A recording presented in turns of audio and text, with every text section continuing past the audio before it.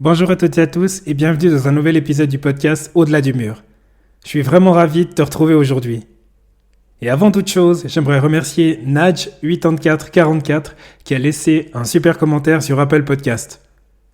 Merci Hugo pour ce super podcast qui évolue de fois en fois. C'est un plaisir de t'écouter. Vous pouvez y aller les yeux fermés. Merci infiniment Nadj pour tes mots, ça me touche beaucoup. Et si toi aussi tu veux soutenir le podcast, n'hésite pas à laisser une note 5 étoiles ou un commentaire sur Apple Podcast, Spotify ou Deezer. C'est ce qui m'aide le plus à faire découvrir ce projet à d'autres coureurs et coureuses comme toi. Aujourd'hui, on va parler d'un sujet qui revient souvent à l'approche des grandes courses, le carbo-loading. C'est cette fameuse phrase où on cherche à faire le plein d'énergie avant une compétition. Mais entre les idées reçues, les plans rigides, les conseils trouvés sur Instagram et ce qu'on entend au club ou dans les vestiaires, pas toujours facile de savoir quoi faire. Pour en parler en profondeur, j'ai le plaisir d'enregistrer cet épisode en présentiel avec Maïke Kruzman, diététicienne spécialisée en nutrition sportive. On t'explique ensemble ce que le carbo-loading est vraiment et ce qu'il n'est pas, comment adapter ton alimentation selon ton niveau et la durée de ta course, ce qu'il faut éviter de faire les jours qui précèdent, et aussi comment gérer ton petit déjeuner ou ton gel énergétique le jour J. Un épisode utile, clair et rassurant à écouter si tu veux mettre toutes les chances de ton côté avant ta prochaine course. Je te souhaite une très belle écoute. Bienvenue dans Au-delà du mur, le podcast pour tous les passionnés de course, qu'il s'agisse de bitume, de nature ou de piste. Que vous soyez débutant ou coureur aguerri, nous explorons ensemble la préparation physique et mentale, la nutrition et la santé pour vous aider à atteindre vos objectifs. Si vous cherchez des conseils pratiques, des témoignages inspirants et des discussions captivantes, vous êtes au bon endroit. Préparez-vous, votre voyage au-delà du mur commence ici. Ma chère invitée, bonjour. Bonjour. Comment ça va ? Ça va très bien, je te remercie. Et toi ? Magnifique, c'est vraiment un plaisir pour une fois d'enregistrer un épisode en présentiel avec toi. Plaisir partagé. Depuis le temps qu'on se connaît, ça fait bientôt 2 ans et puis ça faisait 1 année qu'on s'était pas revus, je crois. Ouais, c'est ça. Heureusement qu'il y a le podcast, comme ça j'entends ta voix. C'est cool, c'est vraiment cool. Merci d'ailleurs à Disruptive Audio, l'agence de podcast avec laquelle je collabore, de me prêter les studios cet après-midi. Et merci à Nico de gentiment accepter de faire la régie. C'est la première fois que j'ai quelqu'un qui m'observe pendant que j'enregistre un épisode, donc j'espère que ma langue va pas trop fourcher. Je vais essayer d'éviter parce que sinon ça va me faire beaucoup de travail pour le montage. Pour les gens qui ne te connaissent pas, j'imagine qu'il y en a pas beaucoup parce que les personnes qui suivent ce podcast depuis un certain nombre d'années savent qui tu es. Mais est-ce que tu peux brièvement nous dire qui tu es et d'où tu viens ? Alors, je m'appelle Maïke Kruzman, je suis diététicienne, j'ai un doctorat en sciences et je travaille depuis maintenant 5 ans, bientôt 6 je pense, dans mon cabinet où je reçois toutes sortes de personnes qui se posent des questions sur leur alimentation et avec une spécialité en nutrition sportive particulièrement, c'est à ce titre que je suis là avec toi aujourd'hui, mais on a aussi d'autres thèmes de prédilection, le poids, le maintien de la perte de poids, la nutrition des femmes, qui sont les principaux thèmes. Et puis je dis on parce que nous sommes 2. J'ai une collaboratrice qui s'appelle Eléa Hugentobler et qui travaille avec moi depuis plus de 2 ans. Et nous sommes installés donc dans mon cabinet qui s'appelle MK Nutrition, dans le cabinet médical de Medbase à Genève. Et je tiens à rappeler en tout cas et à souligner que tu as écrit un livre qui est juste fantastique. Et Merci. Pour la petite histoire, j'ai plein d'amis qui l'ont acheté. J'ai découvert en allant chez eux et puis ils le laissaient trôner fièrement dans leur bibliothèque en disant « Tu vois, j'écoute tes podcasts. » Franchement, c'était la classe et je recommande toutes celles et ceux qui n'ont pas lu ce livre de le lire parce que c'est une mine d'or d'informations. Et d'ailleurs, on s'en est un petit peu servi, tu t'en es un petit peu servi dans le cadre de la conférence qu'on a organisée en 2024 sur la perte de poids notamment. Le livre s'appelle « Changer de poids, c'est changer de vie ». Et c'est vrai que certaines coureuses décident de perdre du poids pour courir plus vite. Et il y en a d'autres qui décident de se mettre à courir pour perdre du poids. Et en fait, les 2 approches, forcément, ont des implications différentes qu'on avait pu aborder dans cette conférence à Fribourg. Ouais. Le thème principal de cet épisode-là, c'est comment éviter le fameux mur, le coup de mou, le jour de la course. Donc, on va parler de carbo-loading, cette fameuse étape critique avant une échéance principale. Dans quelques semaines, il y aura les courses très très populaires en Suisse qui auront lieu, comme le Mora Fribourg, le marathon de Lausanne ou encore le semi-marathon et le marathon de Lucerne. Donc j'imagine que c'est un thème qui va intéresser passablement de monde. Quand on parle de carboloading, on parle de quoi déjà ? Alors, carbo, c'est pour hydrate de carbone et loading, c'est pour la charge. Et donc, c'est un mot valise en quelque sorte pour expliciter qu'on essaye de mettre un maximum de réserve de glucides ou d'hydrate de carbone ou de sucre dans le corps avant une échéance d'endurance. Et si je prends à l'inverse, si je prends l'analogie avec une voiture par exemple, moi je fais le plein de ma voiture pour aller d'un point A à un point B. Alors c'est pas moi qui traîne ma voiture, mais est-ce que c'est forcément une bonne idée de se charger avant une course si on se dit que l'idéal c'est peut-être d'avoir l'estomac un peu léger puis d'avoir les jambes légères? Est-ce que c'est vraiment une si bonne idée que ça de se charger avant une course? Alors, il y a plusieurs... Déjà, on peut pas se comparer vraiment à une voiture. Il faut savoir que le réservoir de sucre, en fait, dans le corps, il est assez petit. Donc, le carboloading, le but du carboloading, c'est de remplir ce réservoir-là autant que possible. Et pourquoi ?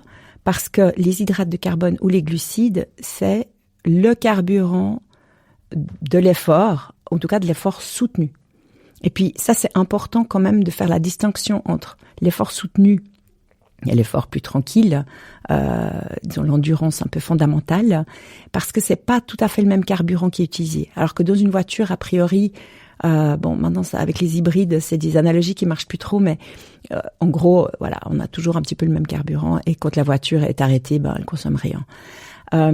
Donc, lorsque on fait un effort avec une certaine intensité, on va brûler en quelque sorte comme carburant, on va brûler des glucides ou des hydrates de carbone ou du sucre. Tout ça dans le corps, c'est la même chose. Dans l'assiette, c'est pas la même chose, je pense qu'on va y revenir tout à l'heure, mais dans le corps, c'est tout la même chose. Et puis, ce carburant-là, ce carburant que l'organisme utilise préférentiellement pour aller vite, eh bien, on est capable de le stocker, mais de le stocker seulement en assez petite quantité. Et donc, ce stock, on essaye de le remplir autant que possible avant une échéance d'endurance. Mais effectivement, le risque, c'est de chercher à trop remplir et de finalement se retrouver avec un peu d'inconfort digestif parce que ça s'entraîne comme tout le reste. L'alimentation, elle s'entraîne aussi, la digestion, elle s'entraîne aussi, et l'alimentation avant une course, elle s'entraîne, elle se prépare aussi. Donc, c'est pas quelque chose qu'on peut improviser. Et puis peut-être par rapport au stock de glucides, donc le stock de glucides il n'est pas très très grand, mais il peut être un peu agrandi en quelque sorte avec l'entraînement. Donc plus une personne est novice, moins on va faire du carboloading paradoxalement, et plus une personne est entraînée, et plus on peut finalement s'amuser un petit peu à remplir les stocks. Si on reste dans la partie expérience et aussi le fait que les personnes ne courent pas forcément les mêmes distances, j'ai choisi Mora Fribourg qui est une course de 17,17, il y a le semi-marathon 21 km et le marathon 42 km. Est-ce qu'on va réaliser le même carboloading ou est-ce que ça sera un carboloading mais sur une période plus longue peut-être ? Non, en fait, le type de carboloading, il va beaucoup dépendre de la personne, beaucoup plus que la distance de la course, à partir d'une certaine distance, ou plutôt d'une certaine durée de course. Parce que Mora Fribourg, par exemple, c'est 17 km. C'est une course où il y a quand même un peu de dénivelé, surtout vers la fin. Donc, il faut, à ce moment-là, s'assurer quand même qu'on a un peu de réserve glucidique à bord. Sinon, les montées, elles vont vraiment être très, très laborieuses. Les meilleurs, ils courent le Mora Fribourg en moins d'1 heure.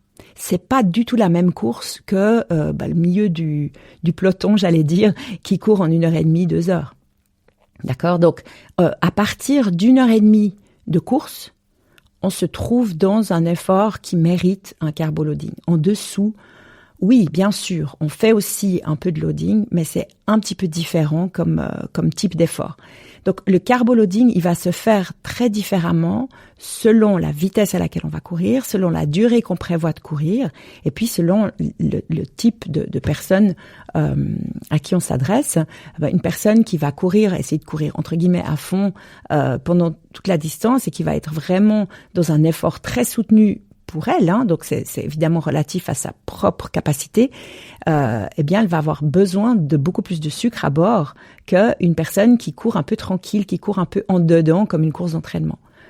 Mais il faut quand même aussi garder en tête que pendant la course, on peut s'alimenter.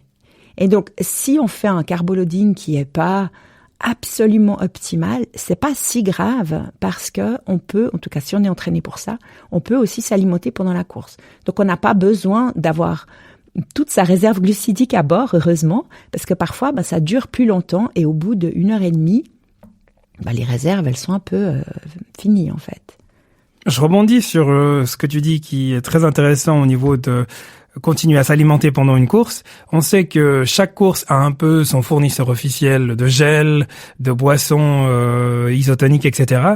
Est-ce que on peut composer un carboloading en considérant, en sachant ce qu'il y aura le jour de la course, ou est-ce qu'il vaut mieux porter quelque chose, transporter quelque chose soi-même le jour de la course, histoire justement d'être certain qu'on va donner à notre corps ce qui était prévu conformément au plan et qu'on sait qu'il fonctionne? Alors, si on prévoit de faire une course en 1 heure, 1 heure et demie, qu'on a fait un excellent carboloading, on n'a pas vraiment besoin de compter sur un ravitaillement extérieur, disons, qui soit celui de l'organisation ou qu'on amène avec soi.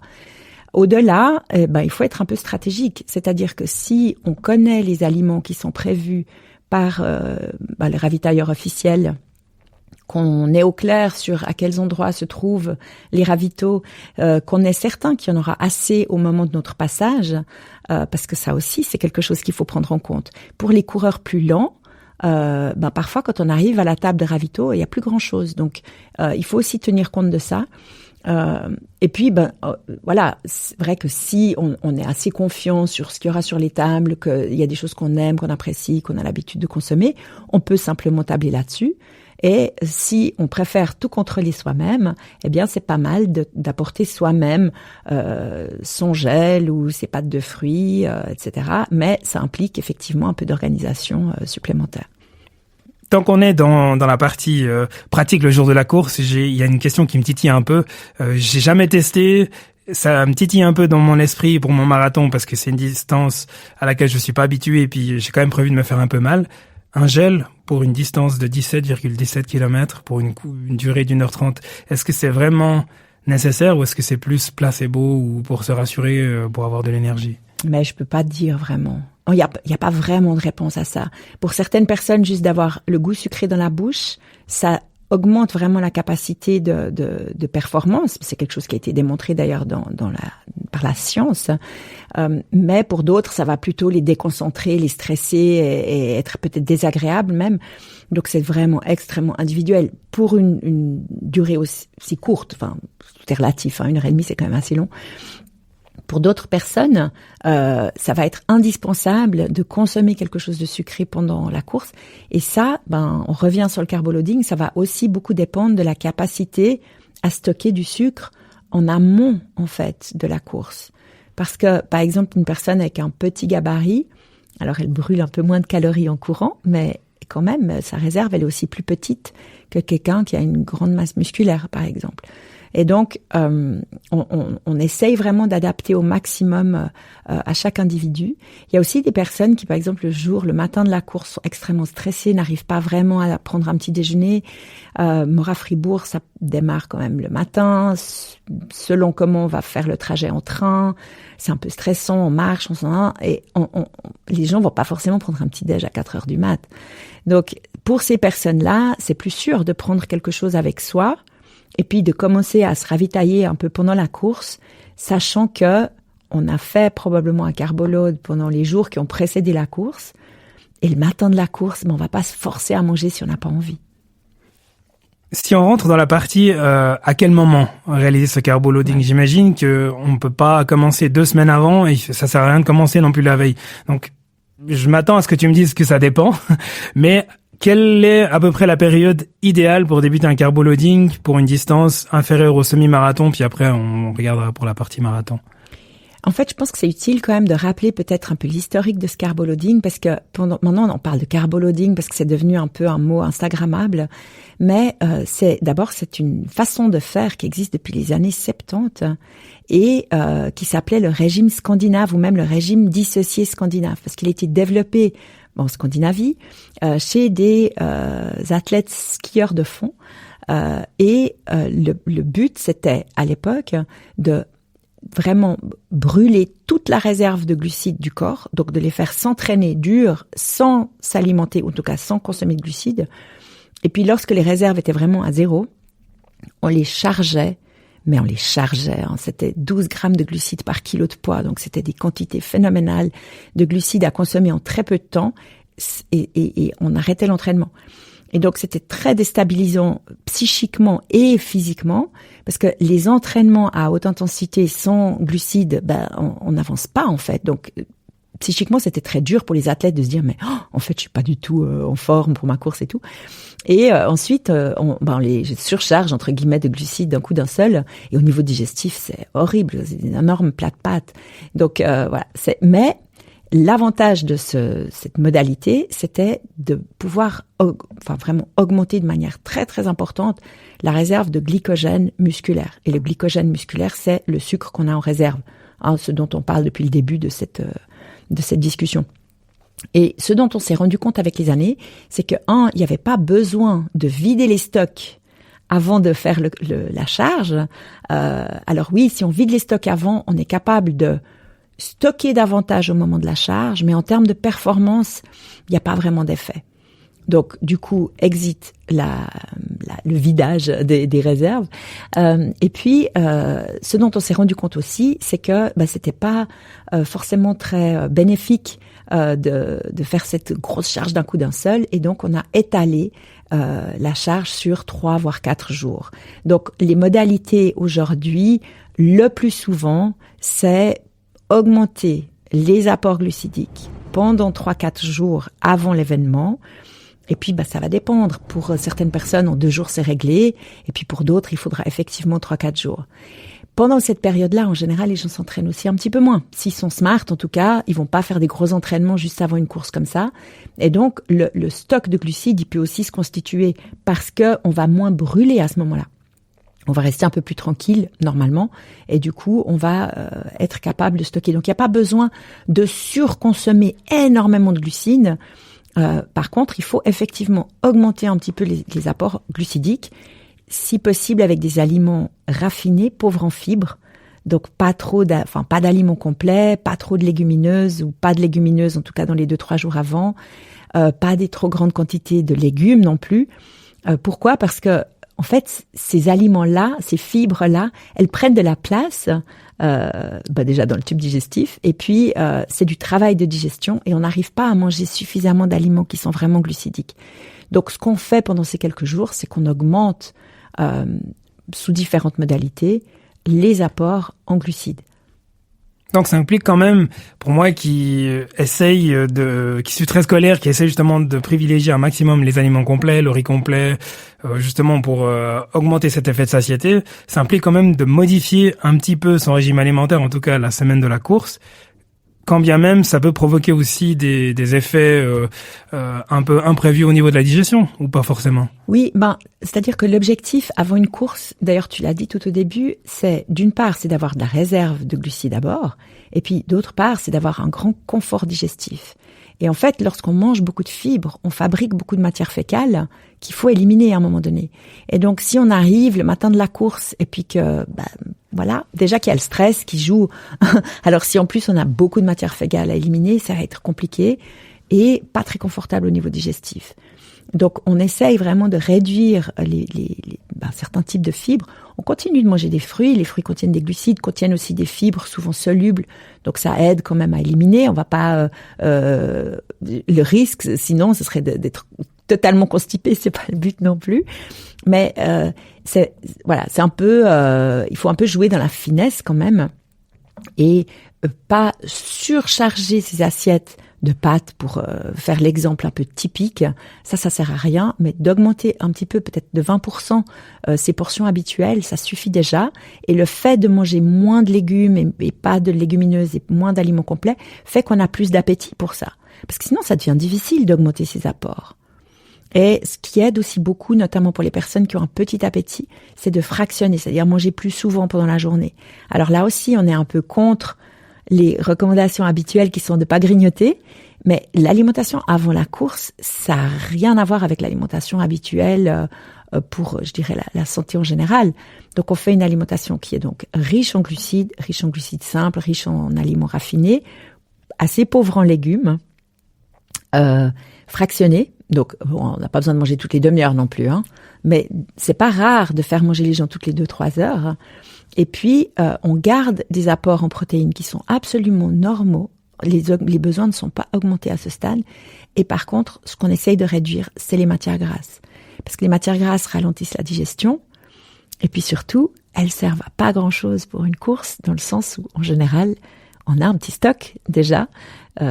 Et c'est pas utile à ce moment-là de consommer davantage de matières grasses. Je voulais te demander quel était le menu idéal d'avant-course, etc. Mais en fait, j'ai cru comprendre que ça sert à rien de se forcer le jour d'une course parce que si on n'a pas faim, c'est peut-être quelque chose qui va nous générer un inconfort digestif pendant la course.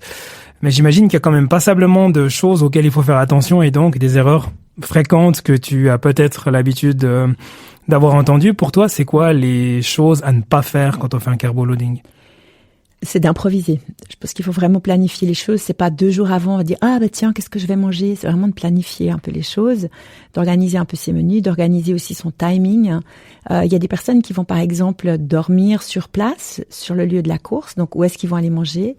Parce qu'on en voit qui errent à 10 heures du soir pour essayer de trouver un resto ouvert qui va leur faire des pâtes blanches. C'est compliqué, ça. Alors, bien sûr, il y a des personnes qui sont très, très organisées, puis qui voyagent avec leur rice cooker. Mais pourquoi pas, en fait ? Ou alors, qui emmènent leur pique-nique, une salade de riz, une salade de pâtes, etc., et qui mangent ça le soir avant la course, par exemple. Donc, voilà, c'est déjà de planifier autant que possible les choses, parce que l'improvisation, en général, même si, objectivement, ça aura peut-être pas un très grand impact, ça génère beaucoup de stress et ça, c'est quelque chose qui est vraiment délétère pour une bonne course. L'autre chose, je dirais une erreur assez fréquente, c'est de tester des nouveaux trucs la veille ou le jour de la course. Et donc, c'est de lire sur Instagram, oui, non, mais en fait, il faut faire un bowl de flocons d'avoine le jour de la course pour le petit déjeuner, c'est parfait. Alors oui, c'est parfait quand tu as l'habitude de déjeuner avec ça et de digérer des flocons d'avoine avant d'aller courir. C'est quand même assez riche en fibres. Donc, oui, bien sûr, c'est possible de faire ça, mais le petit-déj avant la course, c'est des aliments dont tu as l'habitude. Vraiment, reste collé le plus possible à ton habitude. Si tu manges des tartines, reste avec des tartines. Si tu as l'habitude de pain complet, alors prends plutôt du pain blanc. Mais ce serait le seul changement. Voilà, donc ça peut être des tartines, ça peut être du flocon d'avoine, ça peut être le bol de céréales avec un fruit. Ça, vraiment, je pense que pour chaque personne, ça va être un peu proche de ces petites habitudes. Donc ça, c'est vraiment un des points que je vois souvent. Puis l'autre chose, c'est de se suralimenter. C'est de se dire, mon Dieu, j'ai une course demain, il faut que je mange beaucoup, beaucoup. Et c'est d'avoir des énormes plats de pâtes, des énormes plats de riz, et de mal digérer, de mal dormir. Ça, c'est pas très bon non plus avant une course. Donc c'est pour ça que moi, je préconise vraiment de faire un carbo-loading qui démarre peut-être 3 voire 4 jours avant. Comme ça, on peut le faire modérément. On réduit l'entraînement, on augmente ses apports en glucides, on s'affole pas. Et comme ça, le jour de la course, si on a juste faim pour une demi-tartine, ben ça passe. Il n'y a pas de souci, ça va aller, surtout si tu as un gel dans la poche. Donc, en fait, ça va être un peu là-dessus qu'on va tabler. Et puis, ben, évidemment qu'au cabinet, on fait du sur-mesure, donc on fait un protocole qui est vraiment personnalisé à chacun, chacune. Et puis, on donne des conseils pour pendant la course qui seront aussi ajustés à cela. C'est-à-dire qu'une personne qui va courir en 1h10 et qui est capable de faire un bon carbo-loading, on va pas lui faire perdre du temps à prendre du ravito. Par contre, quelqu'un qui prévoit de courir en 1h30, 1h40, pas trop sûr, prends quelque chose avec toi. Et puis tu sais que avant d'attaquer la bosse, tu t'arranges pour avoir consommé au moins une partie de ton gel ou de ta pâte de fruits pour avoir de nouveau du sucre à bord et pouvoir faire attaquer cette montée et puis avant la dernière montée de nouveau. Il y a un point qu'on a éludé, pas forcément volontairement dans la discussion, c'est l'hydratation. Quid de l'hydratation dans un carbo-loading ? Ouais, merci de poser la question parce que c'est vrai que j'ai j'ai pas pensé à le rappeler, pour bien charger son corps en glucides, il faut de l'eau. Chaque molécule de glycogène a besoin d'eau pour être stockée dans le muscle et donc il faut boire davantage pendant cette période de charge. Donc merci beaucoup de le rappeler. Boire davantage, il n'y a pas de quantité fixe parce que de nouveau, ça dépend de chacun, ça dépend aussi de la quantité de glucides qui va être consommée, mais c'est clair qu'il faut boire plus. Et alors, ça va se traduire évidemment d'une une prise de poids, parce que tout ce glycogène et toute cette eau stockée dans le corps, ça pèse. Pareil, une voiture dont on a fait le plein, elle est plus lourde qu'une voiture dont le réservoir est vide. Et donc ça, c'est quelque chose qui est normal. Donc on va peut-être, certaines personnes se sentent un peu lourdes entre guillemets, ou voilà. Si elles montent sur la balance, ce qui est pas une bonne idée, elles vont se dire mon Dieu, j'ai pris 1,5 kg. C'est normal, c'est bien. C'est le signe que le carboloading a fonctionné et que tu as du carburant à bord que tu vas pouvoir brûler pendant ta course. Donc l'hydratation est super importante pendant cette période de charge. Il y a quelque chose que tu as dit avant quand tu parlais des erreurs fréquentes qui a résonné en moi, c'était les fameuses recettes de grand-maman, les recettes des copains. J'ai des amis qui, par exemple, se lèvent 3 ou 4 heures avant la course, qu'ils aient faim ou pas, et puis qui mangent un plat de riz blanc. Oui. Est-ce que c'est une bonne ou une mauvaise idée? Sans forcément rentrer dans le profil particulièrement. Mais ça peut être une très bonne idée. Mais il faut aimer le riz, il faut avoir envie de manger à ce moment-là. Et puis la quantité, elle va être évidemment dépendante de ton appétit. Mais si c'est OK pour toi de manger du riz blanc le matin avant une course, parce que ça fait partie de ton rituel et que c'est un peu ta petite recette à toi, mais vas-y. Par contre, tu mets pas trop de beurre ou d'huile dans ton riz. Ça va être très très long à digérer sinon. Mais non, bien sûr, on en voit avant les courses qui mangent un plat de pâtes ou du riz ou des choses comme ça. Mais bien sûr, pas de problème. Et un signe ou des indicateurs qui peuvent nous indiquer que le carboloading nous a permis de nous surpasser le jour J, ça serait quoi pour toi? C'est dur d'attribuer strictement au carboloading une bonne performance, mais déjà de pas sentir une faiblesse arriver pendant la course. De pas se sentir complètement affamé quand on a terminé, par exemple, ça c'est plutôt bon signe. Maintenant, avant le carboloading, ce qui va faire la différence, c'est quand même l'entraînement. Et c'est vrai que on parle, voilà, c'est un podcast qui s'appelle Au-delà du mur, et c'est vrai que le fameux mur, c'est la perte ou la finitude de nos réserves de sucre à bord, qui font que tout d'un coup, on peut plus courir au rythme soutenu qu'on avait pris au départ. Alors, est-ce que c'est parce qu'on n'a plus de sucre à bord ou est-ce que c'est parce qu'on est parti un peu trop vite et que, en fait, on n'a pas le niveau de courir à cette vitesse-là? Si on court à notre allure pour laquelle on s'est entraîné, qu'on est bien et que sur les 5 derniers kilomètres, on peut accélérer, c'est que notre carboloading, il a bien fonctionné, c'est que notre ravito, il a bien fonctionné. Si on part un peu trop vite, là, le meilleur carboloading de la planète, il va pas nous sauver. Si on court trop vite par rapport à notre capacité physique, le meilleur aliment, le meilleur gel, le meilleur ravito va pas nous sauver. Donc c'est d'abord l'entraînement, de bien se connaître, de pas se laisser embarquer dans des allures qui sont trop rapides pour nous. Donc de surveiller quand même un petit peu ça. Et en deuxième lieu, faire gaffe à conserver, ou en tout cas à remettre de l'énergie dans le corps au bon moment. C'est très bien que tu aies nuancé justement le fait que ce fameux mur peut survenir à différents moments, parce qu'on entend toujours le mur du 35e au marathon, le mur du 18e au semi-marathon, et puis on se dit j'ai pas eu de mur au 18e, c'est bon. Ou alors j'en ai eu aux 12 kilomètres, qu'est-ce qui se passe? On m'a menti. C'est totalement individuel. Peut-être qu'on aura un mur, peut-être qu'on n'en aura pas, mais il y a tellement de facteurs qui rentrent en compte à ce moment-là qu'on peut pas juste dire ouais, à partir du 35e je vais commencer à en chier. Ouais, en tout cas, il faut pas se mettre ça dans la tête d'emblée. Déjà, on se lance pas sur des courses comme ça à l'improviste. En général, on sait quand même quelle est notre allure, qu'est-ce qu'on est capable de faire. Et puis, une autre chose peut-être qui est importante, c'est de se dire que c'est jamais perdu. C'est-à-dire que si on est parti un peu vite et qu'on sent qu'on est en train d'exploser, ou qu'on a des points de côté, que le gel qu'on avait prévu finalement, on l'a perdu, il est tombé pendant qu'on courait, enfin, c'est pas grave. On peut ralentir, on peut respirer, tout va bien. C'est une course qui va durer plus d'1 heure, voire plus d'1 heure et demie. On n'est pas à 3 minutes près. Donc voilà, oui, sur le classement, on sera peut-être un certain nombre de places avant ou après, mais c'est pas si grave. Et se dire tout est foutu parce que j'ai perdu mon gel ou parce que j'ai dû ralentir ou parce que Dieu sait quoi d'autre. C'est un peu dommage parce que là, on a un DNF en fait. Et puis, c'est mieux de faire un chrono peut-être un peu décevant, mais le finir, plutôt que de se dire mais je suis partie comme une balle. Et puis finalement, j'ai pas fini parce que je me suis dit que c'était cuit. Donc voilà, si on perd son gel, c'est pas grave. Il y aura peut-être quelque chose qu'on aime bien sur le prochain ravito. Et d'ailleurs, si on court doucement, on peut finir la course, même sans manger. Alors, ça va aller très doucement, peut-être. Mais c'est possible. Pourquoi ? Parce que notre corps, c'est pas une voiture. C'est pas qu'on est en panne sèche et qu'on peut plus avancer autrement qu'on descende avec le vent dans le dos.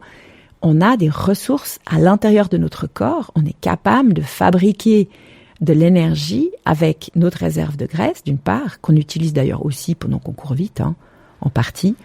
Et on est capable aussi de refabriquer un peu de sucre avec nos protéines, avec nos muscles. Donc, c'est pas que tout d'un coup, le réservoir est vide et qu'on doit s'arrêter.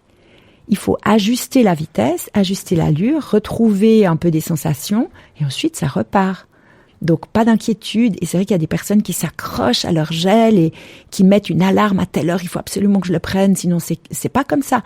L'organisme, il est d'une résilience incroyable. Donc mon message aux gens qui courent et qui vont peut-être faire leur premier Mora Fribourg, c'est faites-vous confiance et faites confiance à votre corps et à votre entraînement, ça va aller en fait. On a à peu près les grandes lignes qui nous permettent de définir ce qu'il faut faire pour un carboloading. Donc j'ai compris que c'est à nouveau une question d'individualisation. C'est quoi pour toi les choses que les auditrices et les auditeurs qui écouteront cet épisode de podcast doivent retenir pour réussir un carboloading avant un Mora Fribourg ou avant un semi-marathon ou un marathon? Alors, à partir de 3 jours avant l'échéance, mangez un peu plus de glucides, d'aliments glucidiques, pauvres en fibres, pauvres en matières grasses. Hydratez-vous bien et reposez-vous surtout. Et anticipez ce que vous allez faire pendant la course. Est-ce que vous allez vous arrêter sur les ravitaux ou pas ?